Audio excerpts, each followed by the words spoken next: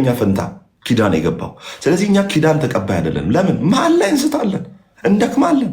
ነገ ልደክም እችላለሁ። እንደዚህ ሰብኬ የሆነ ነገር ላረግ እችላለሁ። ስንት ኃያላን አልወደቁም? ምን ስንት ኃያላን አልደከሙም? ምን የእግዚአብሔር ጀነራሎች ትላልቅ ጋድስ ጀነራል የሚል መጽሐፍ አንቡ። ደክመዋል፣ ብዙዎቹ ደክመዋል። ከእንደገና እድል እየሰጠ እያቆም የእንደገና እድል የመስጠቱ ምልክት፣ እንደገና የማቆሙ፣ እንደገና ምሕረቱን የማብዛቱ፣ እንደገና አቅሙን ቸርነቱን የማብዛቱ ምልክት ያደርግሃል እግዚአብሔር።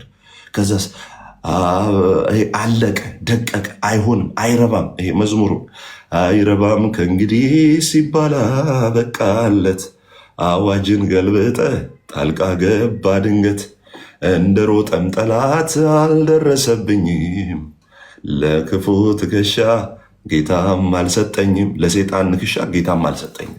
ስለዚህ ክርስትና ማለት ክሬዚ ነው ማለት ማይሆን ነገርን እኮ ማመን እኮ ነው። እንዴ ምኑን ታዲያ እንትን ሆነ? ምኑን? አንድ የፖለቲካ ፓርቲ እኮ አይደለም ከድቷል። አንድ ጊዜ መረጃ ወጥቶ ከድቷል። ይሄ ከዚህ በኋላ ወደ ስልጣን ምናምን አይመጣም የምትለው ፖለቲካ ፓርቲ ነው። መንፈሳዊ ዓለም ላይ በወይን መጥመቂያ ውስጥ እኮ ስንዴ እንትን የሚል ሰው እኮ ነው እግዚአብሔር የሚጠራው። ኧረ እኔ ፈርቻለሁ ብሎ ወይን መጥመቂያ ውስጥ እኮ እንትን የሚያደርግ ሰው እኮ ነው። ኤርሚያስን እኮ ነው የጠራው። የሚገርም ኤርሚያስን ሲጠራው ወይን መጥመቂያ ውስጥ በጣም እንትን ብሏል።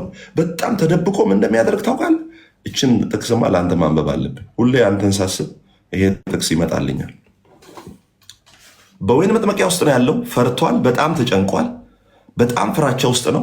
እንኳን ለእግዚአብሔር ለቤተሰቦቹ ራሱ ያፈሩበት ሰው ነው። ቤተሰቦቹ የሰው አልጫ የሚባል ሰው ነው ኤርሚያስ። የሰው አልጫ ይሄ እንደው ወጥቶ እንኳን